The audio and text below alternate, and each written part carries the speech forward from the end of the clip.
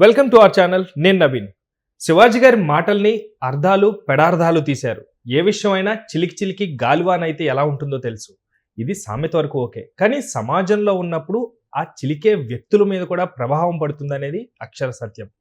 ఆ విషయం పైన తెలంగాణలో culture, clothes and cyber bullying పైన ప్రెస్ మీట్ జరగడం జరిగింది. So one of the organisers, political analyst, social activist Krishnakumari గారు ఉన్నారు. మేడంతో మాట్లాడదాం. నమస్తే అండి. నమస్తే. సో ఏ విషయం అయినా చిలికి చిలికి గాలివాన అవుతుందని నార్మల్గా వాడుతూ ఉంటాం ఒక సామెత కింద. కానీ మనం సమాజంలో ఉన్నప్పుడు మనం మన లిమిట్స్ని వాడుకుంటూ మనం ఎంతవరకు చెప్పాలో అంతవరకే చెప్పాలి. ఈ సమాజంలో చిలికేటప్పుడు వ్యక్తులు ఉంటారు, గాలివాన చేయడానికి కూడా కొంతమంది వ్యక్తులు ఉంటారు. వాళ్ళని సమాజం వదిలిపెట్టదుగా. రెస్పాన్సిబుల్ పర్సన్స్ ఉంటారు కదా. కేవలం ఆ ఉద్దేశంతోనైనా clothes, culture and cyber bullying press meet జరగటం ఖచ్చితంగా ప్రధాన ఉద్దేశంగా చూస్తే ప్రధాన ఉద్దేశం అదే. ఏంటంటే సమాజంలో అనేక సంఘటనలు జరుగుతూ ఉంటాయి. ఈ జరిగినప్పుడు ఎవరో వాళ్ళను వెలిగించారు, వేరెవరో దానికి బలైపోయారు అన్నట్లు ఒక సినిమా మీటింగ్లో శివాజీ మాట్లాడుతూ వ్యాఖ్యలు చేశాడు. ఇవన్నీ మనకు తెలిసినవే, కొత్తగా మళ్ళీ మాట్లాడుకోకర్లా. ఆ వ్యాఖ్యలు చేసిన సందర్భంగా చాలామందికి కోపం వచ్చింది, నాకు కోపం వచ్చింది, అనసూయకి కోపం వచ్చింది. అట్లా ఎవరిదైన రీతిలో వాళ్ళు స్పందించారు. అనసూయ కూడా స్పందించింది.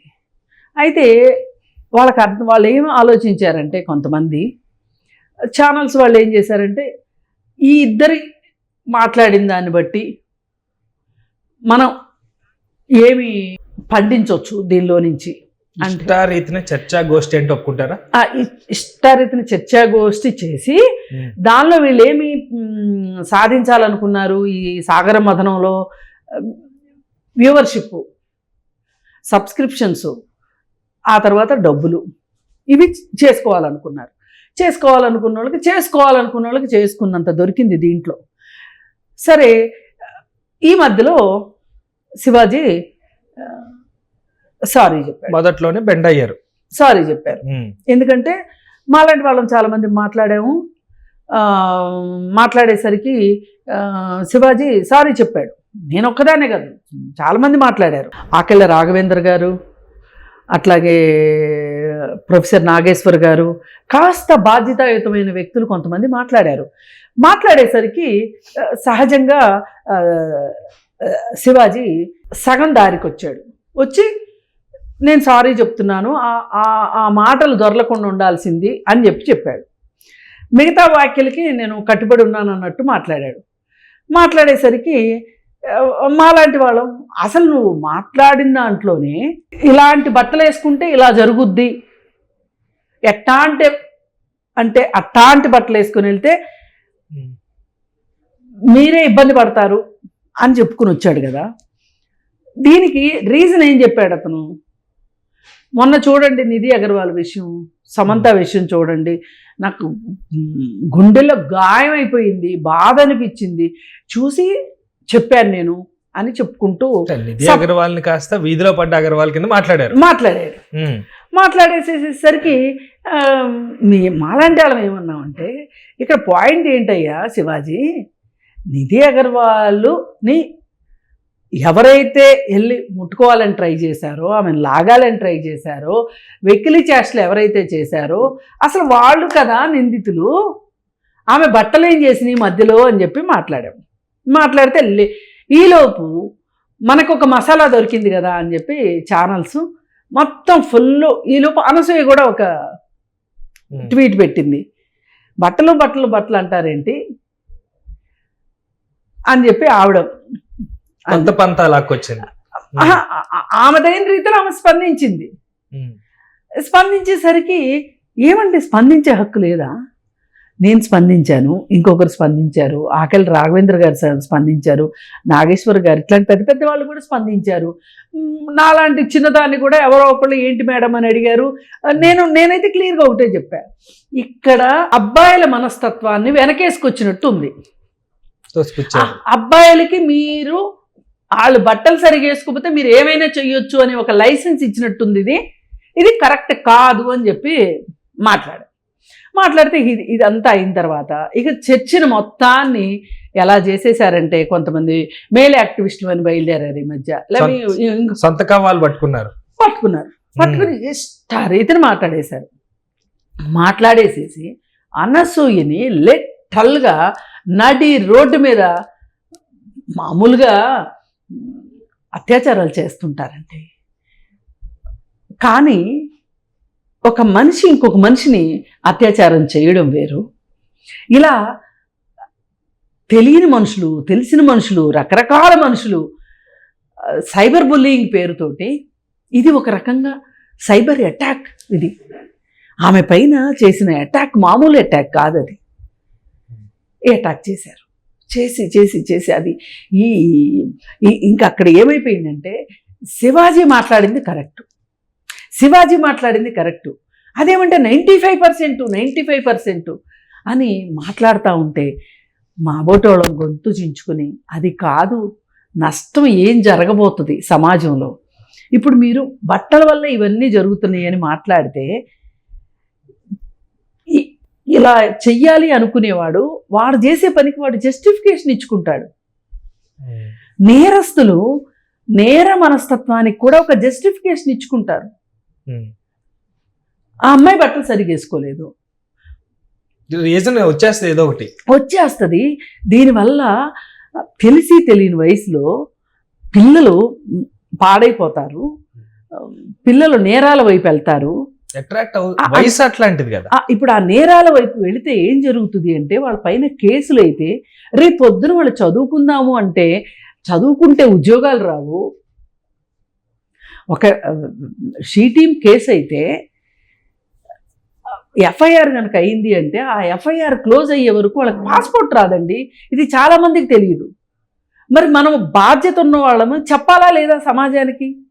ఒక అమ్మాయి బట్టలు సరిగా వేసుకోలేదు కాబట్టి నేను ఇది చేస్తాను అని చట్టం ప్రకారం వాదించుకోవటం కుదురుతుందా?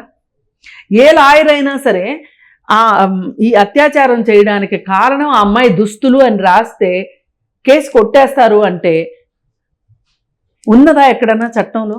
మీరెందుకు చట్టంలో లేని దాన్ని సమాజం మీద వేసి రుద్దుతున్నారు అని చెప్పి లబో దిబో మరి మొత్తుకుంటే కూడా ఎవరికి పట్టలేదండి.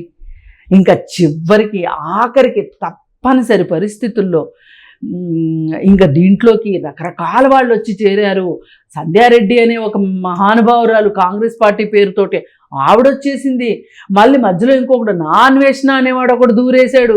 వాడంటాడు మీరు అసలు బట్టలే కట్టుకోక్కర్లేదు నేనున్నాను మీకు అంటాడు వాడు. వీళ్ళు వేసుకోమంటారు వాడేం వద్దంటాడు.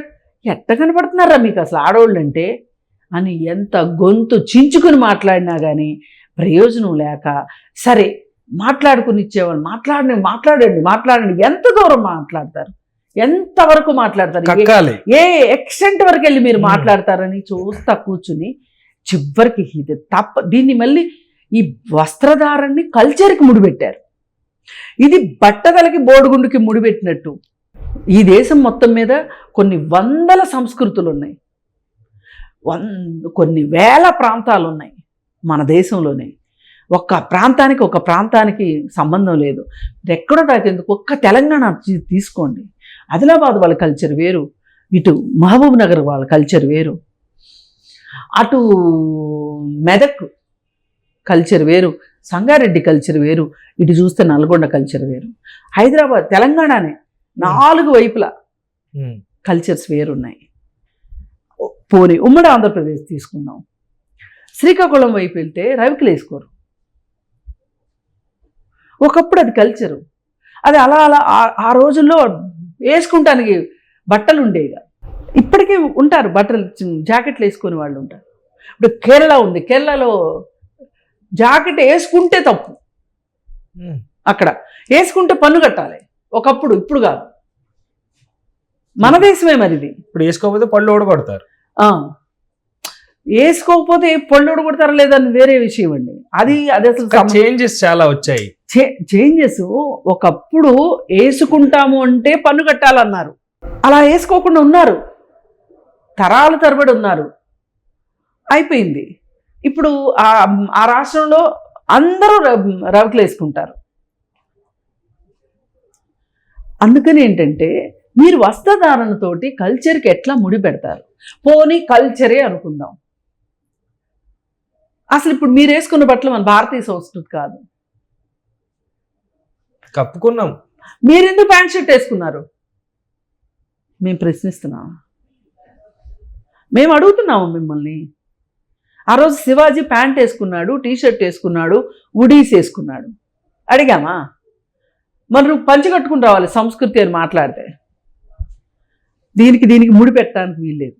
ముడిపెట్టి మీరు సైబర్ బుల్లింగ్ చేస్తే కేసులు అవుతాయి. అదే ఇప్పుడు జరిగింది లాజిక్.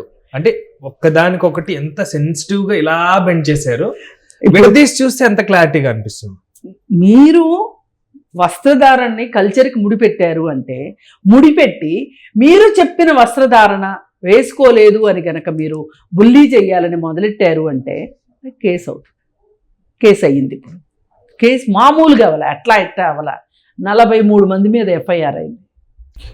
శివాజీ గారి విషయంలో 43 మంది. ఆ కామెంట్స్, శివాజీ కామెంట్స్ దరిమిల 43 మంది మీద ఎఫ్ఐఆర్ అయింది. ఇప్పుడు నెక్స్ట్ నేనేమంటానో తెలుసా అండి, అసలు ఈ మొత్తానికి కారణం ప్రభుత్వం. ఎట్లంటే ఆ రోజు జరిగిందా, ఏది లులు మాల్లో జరిగిందా?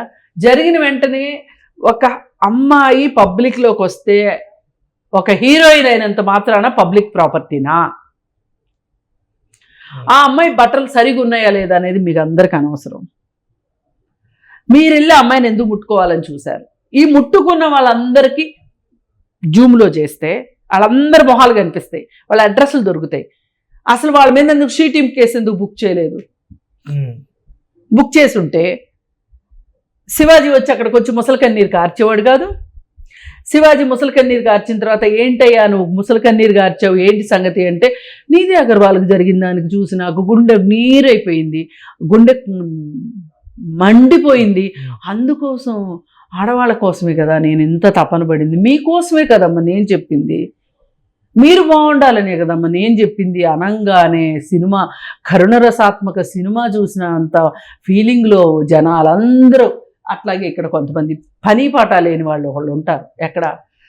కృష్ణకాంత్ పార్క్ దగ్గర ఏదంటే అది మాట్లాడే ఆడవాళ్ళు మగవాళ్ళు ఉన్నారు. అక్కడ వాళ్ళు మాట్లాడేది 500 రూపాయలు కాగితం ఇస్తే చాలు మాట్లాడతారు. వాళ్ళ దగ్గరికి వెళ్ళి గొట్టాలు పెట్టేసేసి, ఏం అనసూయ నువ్వు ఇట్లా బట్టలు వేసుకుంటే ఎట్లా? ఇవాళ టాపిక్ అనసూయ. అసలు శివాజీ మాటల వల్ల తెలిసి మాట్లాడాడా తెలియక మాట్లాడాడని వేరే విషయం. శివాజీ వ్యాఖ్యల వల్ల కావచ్చు, ఆ తరువాత ఈ మాట్లాడిన వాళ్ళందరి మాటల వల్ల, శివాజీ వ్యాఖ్యల్ని సమర్థించిన వాళ్ళందరి వల్ల ఇక్కడ చాలామందికి అర్థం కాని విషయం ఏంటంటే, మగవాళ్ళు ఆడవాళ్ళ వస్త్రధారణ లేకపోతే వాళ్ళకి హార్మోనల్ ఇంబ్యాలెన్స్ వస్తుంది, వికారం వస్తుంది. వచ్చేసేసి ఆమె ఏదో వాళ్ళ ప్రాపర్టీ అయిపోయినట్లు ఆమెని కామెంట్ చేస్తారు, ఆమెను ముట్టుకుందామని ట్రై చేస్తారు, ఆమెతో మాట్లాడదామని, షేక్ హ్యాండ్ ఇద్దామని, మీద పడిపోదామని, అటు ఇటు చూసి ఎవరో చూడకపోతే అత్యాచారం చేద్దాము అనేంత రైట్ వీళ్ళకి ఉన్నది అని ఫీల్ అవుతారు అని మీరందరూ కలిసి తీర్మానించేశారు కదా. దీనివల్ల నష్టం ఏంటో చెప్పమంటారా? ఈ బాధితుల అమ్మాయిల సంగతి కాసేపు పక్కన పెడదాం, బాధితుల సంగతి పక్కన పెడదాం.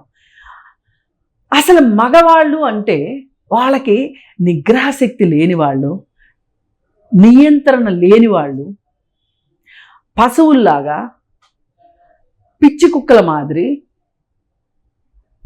నియంత్రణ లేకుండా పరాయి ఆడవాళ్ళ వెంట పడతారు అని మీరందరూ కలిసి చెప్పినట్టే కదా. దీనివల్ల అసలు మగవాళ్ళ ఆత్మగౌరవం సంగతి ఏంటి చెప్పండి? మీరు మగవాళ్ళ ఆత్మగౌరవాన్ని దెబ్బతీస్తున్నారు. ఆడవాళ్ళకే కాదు ఆత్మగౌరవం, మగవాళ్ళకు కూడా ఉంటుంది. మగవాళ్ళు మనుషులు కాదా? వాళ్ళ ఒంట్లో పారేది రక్తం కాదా? వాళ్ళకి సీమునెత్తురు ఉండదా?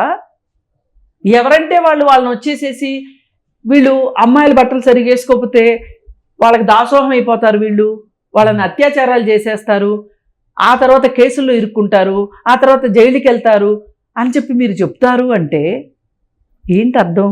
అయితే ఇవాళ డే 1 నుంచి నేను మాట్లాడే దాంట్లో నా కన్సర్న్ అబ్బాయిలు తెలిసి తెలియని వయసులో వీళ్ళు మనం చేసే తప్పు అని అనుకోక ఇట్లాంటి వాళ్ళందరూ లైసెన్సులు పాస్ చేసేసిన తర్వాత నేను మీకు ఫ్రీ పాస్లు ఇచ్చేసేసాము, మీ ఇష్టం మీరు అన్న తర్వాత వాళ్ళు ఏదన్నా జరిగితే ఎవరు వాళ్ళని కేసుల నుంచి రక్షిస్తారు?